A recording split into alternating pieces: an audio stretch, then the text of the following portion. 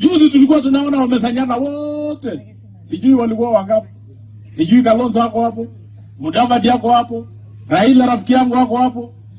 Sasa mimi juzi nilipigia simu Raila nikamweleza, ndugu yangu, nimekuwa mteja, usinipigie tena. So siku hizi Raila akinipigia inasema kuku ingi.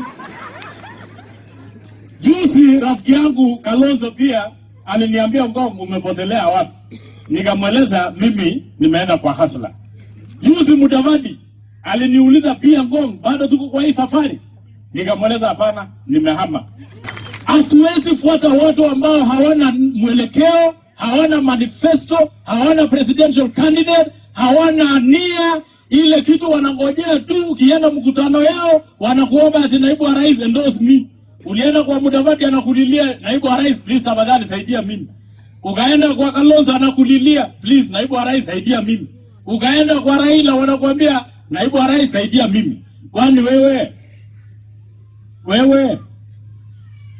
tunakuuliza, naibu wa rais, wewe utoshi kuwa rais wa Kenya? Anatosha ama hatoshi? Anatosha ama hatoshi?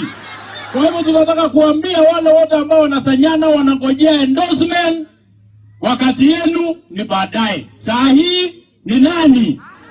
Saa hii ni nani?